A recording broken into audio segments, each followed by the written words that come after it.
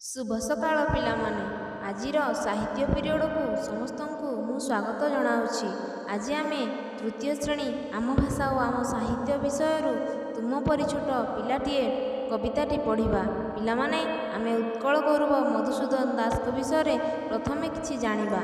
कथारे अछि पाठ पढ़िबी वकील हेबी मधुबाबू संगे लड़िबी। से उत्कलर स्वाभिमान प्रतीक मधुसूदन दास 1848 मसीहा अप्रैल 28 तारिख कटक जिलार सत्यभामापुर में जन्मग्रहण करथिले। पिता चौधुरी रघुनाथ दास और माता पार्वती देवी पुओ मधुबाबू प्रथम नाम थिला चौधुरी गोविंद चंद्र दास। परे तांको बापा और माँ नाम बदलाई रखिले मधुसूदन दास। तांकर पाठपढ़ा आरंभ होइतिला सत्यभामापुर गाँ चाटशाड़ी। तुलसी दुई पत्रु बासिला भली तांको चरित्र छोट बेलू ही जना पड़िथिला। से थिले भाषा आंदोलनर मुख्य पुरोधा लेखक और कवि। प्रथम ओडिया ग्राजुएट, प्रथम ओडिया एमए बिलात यात्री और प्रथम ओडिया मंत्री मध्य। से बिहार ओडिशा विधानसभार सदस्य। ओडिशार विच्छिन्नांचलर एकत्रीकरण पाई सारा जीवन संग्राम करथिले। से जड़े स्वाधीनता संग्रामी, साहित्यिक, समाज सुधारक भाव में उत्कल गौरव मधुसूदन दास भाव में परिचित। से 1934 मसीहा फेब्रुआरी 4 तारिख रे तांकर देहांत होइतिला। आज तांको पिलादिनर एक वर्णित कविता तुम बही रे अछि। तुम परि छोट पिलाटीए को पढ़िबा। आमे पद्यटी को आवृत्ति करिबा। तुम परि छोट पिलाटीए गाँ चालीर चाट सिए चेहराटी तार डौल डाउल बुद्धिरे ताहार सरिकिए छाड़ी जाइथिला दिने झड़ी बाहरिला सिए पाठ पढ़ी बाटे जाऊ जाऊ खसी गला गोड़ मुह माड़ी तले गला पड़ी। एहीपरि आवृत्ति करिबा। आमे वर्तमान किछि शब्दर अर्थ जानिबा। चाहाड़ी, चाहाड़ी शब्दर अर्थ पाठशाला और विद्यालय। डौल डाउल अति सुंदर, चेहरा रूप।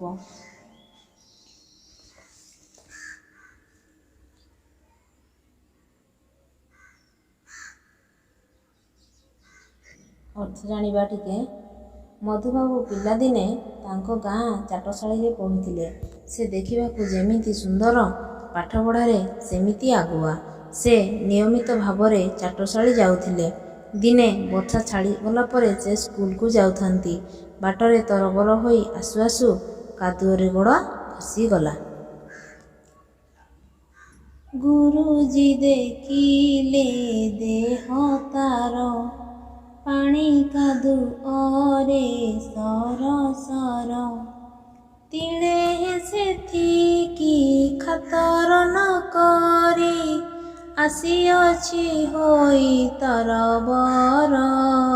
पचारिले गुरु एकी हेला एते सरी तोते किए कला। पिलाटी कहिला बेगे आसु आसु कादुअरे गोड़ खसी गला। अर्थ जानिबा टिके पिला माने। सर सर ले जुड़ुबुड़ु, तरबर अर्थ होउछि शीघ्र बा चंचल, सरी सम। कादुअरे पड़ीजिबारु देह सारा कादुअ लागिगला। कादुअ को खातिर न करी से चाटशाड़ी रे पहुँचिले। गुरुजी तांकर पानी कादुअरे सरसर होइथिबा अवस्था देखि आश्चर्य हेले ओ तांको पाखरु सब कथा सुन। हेला दशहरा छुट्टी बेल साथी पिला डाकी कला मेल बाली गोड़ी माटी पकाई सबिए गाँ दांड कले समतुल। एहा देखी लोके हेले काबा डकाइले गुरु चाट सभा କହିଲେ ଏଭଳି ଭଲ କାମ କଲେ ଦୁନିଆରେ ଦିନେ ବଡ଼ ହେବା। କଠିନ ଶବ୍ଦର ଅର୍ଥ ଜାଣିବେ ପିଲାମାନେ। ସଭିଏ ସମସ୍ତେ, କାବା ଆଶ୍ଚର୍ଯ୍ୟ, ଯଶ ଖ୍ୟାତି ବା କୀର୍ତ୍ତି। ମଧୁବାବୁ ଦଶହରା ଛୁଟିରେ ସାଥୀ ପିଲାମାନଙ୍କୁ ଏକାଠି ନେଇ ସମସ୍ତେ ମିଶି ମାଟି ଗୋଡ଼ି ବାଲି ପକାଇ ଗାଁ ରାସ୍ତାକୁ ସମତୁଲ କଲେ। ଛୋଟ ପିଲାଟିର ଏଭଳି କାମ ଦେଖି ସମସ୍ତେ ଆଶ୍ଚର୍ଯ୍ୟ ହେଲେ। ଗୁରୁଜୀ ଚାଟସଭା ଡାକିଲେ। ଏହିଭଳି ଜନମଙ୍ଗଳ କାମ କରିବା ପାଇଁ ସମସ୍ତଙ୍କୁ ଉପଦେଶ ଦେଲେ। ବଡ଼ ମଣିଷ ହେବାକୁ ହେଲେ ଦେଶ ପାଇଁ ବହୁତ କାମ କରିବାକୁ ପଡ଼େ। ବଡ଼ ହେଲା ଦିନେ ସେହି ପିଲା ମଧୁ ବାରିଷ୍ଟର ବୋଲାଇଲା। ଦେଶ ପାଇଁ କେତେ କାମ କରି ସିଏ କାଳ ଯଶ ରଖିଗଲା। କହିଲା ଜାତିର କାନେ କାନେ ଉଠିବୁ ଆଉ ତୁ କେତେ ଦିନେ। ପୂର୍ବ ଗୌରବ ପୂର୍ବ ମହିମା ପଡ଼ୁନାହିଁ କିରେ ତୋର ମନେ। ତେଜ ଭରା ତାର ବୀର ବାଣୀ ନବ ଜାଗରଣ ଦେଲା ଆଣି। ନୂଆ ଜୀବନର ଆଲୋକ ଦେଖାଇ କୋଟି ଜନ ମନ ନେଲା ଟାଣି। ଅର୍ଥ ଜାଣିବା ଟିକେ ପିଲାମାନେ। ନବର ଅର୍ଥ ନୂଆ, ବାଣୀ ଅର୍ଥାତ୍ କଥା, ଗୌରବର ଅର୍ଥ ଟେକ, ଖାତର ନ ଡରିବା, ତିଳେ ସାମାନ୍ୟ ବା ଟିକିଏ, ସମତୁଲ ସମାନ, ଚାଟ ଛାତ୍ର ବା ଛାତ୍ରୀ, ଜାଗରଣ ଜଗାଇବା ବା ଚେତନା, ଜନତା ବା ଲୋକ। ସତକୁ ସତ ସେହି ପିଲାଟି ବଡ଼ ହୋଇ ଦେଶ ପାଇଁ ବହୁତ କାମ କଲା। ସମସ୍ତେ ତାକୁ ମଧୁ ବାରିଷ୍ଟର ନାମରେ ଜାଣିଲେ। ତାଙ୍କ ଯୋଗୁଁ ଓଡ଼ିଶା ସ୍ୱତନ୍ତ୍ର ପ୍ରଦେଶ ହେଲା। ଓଡ଼ିଶାର ଲୋକମାନଙ୍କୁ ସେ ଏକଜୁଟ କଲେ। ଓଡ଼ିଆ ଜାତିର ପୂର୍ବ ଗୌରବ ଶୁଣାଇ ଲୋକମାନଙ୍କ ମଧ୍ୟରେ ନବଜାଗରଣ ସୃଷ୍ଟି କଲେ। ଲୋକଙ୍କୁ ନୂଆ ବାଟ ଦେଖାଇଲେ। ଦେଶ ପାଇଁ କାମ କରିବାକୁ ବୁଝାଇଲେ। ତାଙ୍କର ତେଜଭରା କଥା ଶୁଣି ଲୋକମାନେ ଆଗେଇ ଆସିଲେ। ଦେଶ ପାଇଁ କାମ କରିବାକୁ ତାଙ୍କୁ ସାହାଯ୍ୟ କଲେ। ତାଙ୍କୁ ଉତ୍କଳ ଗୌରବ ଓ କୁଳବୃଦ୍ଧ ଭାବେ ଲୋକମାନେ ସମ୍ମାନିତ କଲେ। ଆମେ ବର୍ତ୍ତମାନ ଏହି ପଦ୍ୟର କିଛି ପ୍ରଶ୍ନ ଆଲୋଚନା କରିବା। ପ୍ରଥମ ପ୍ରଶ୍ନ ହେଲା, ଚାଟ କାହାକୁ କହନ୍ତି? ପାଠ ପଢ଼ୁଥିବା ପିଲାଙ୍କୁ ଚାଟ କହନ୍ତି। ପିଲାଟି ବାଟରେ କାହିଁକି ପଡ଼ିଗଲା?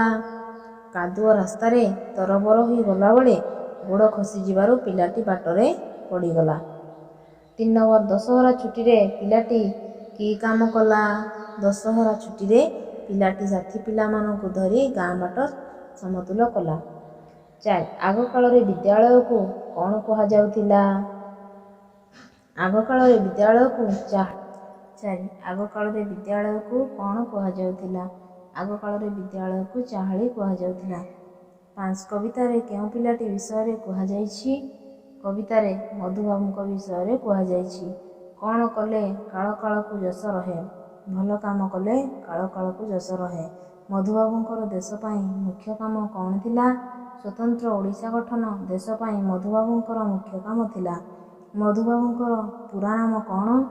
ମଧୁବାବୁଙ୍କ ପୁରା ନାମ ମଧୁସୂଦନ। ଏହାପରେ ଆମେ କିଛି ବ୍ୟାକରଣଗତ ପ୍ରଶ୍ନ ଦେଖିବା। ସରସର, ତରବର ଏପରି ଆଉ କେତୋଟି ଶବ୍ଦ କୁହ। ମଡ଼, ଫରଫର, ମହ, ଗର, ଝର, ଖରତର ଇତ୍ୟାଦି। 2. ଆସୁ, ଯାଉ ପରି ଆଉ କେତୋଟି ଶବ୍ଦ ଲେଖ। ଖାଉ, ଲେଖୁ, ପଢ଼ୁ, ବସୁ, ପିଉ, ଶୋଉ, ଖେଳୁ ଇତ୍ୟାଦି। ବିପରୀତ ଶବ୍ଦ କୁହ। ଖାତିର, ବେଖାତିର, ମେଳ, ଅମେଳ, ଆଲୋକ, ଅନ୍ଧାର।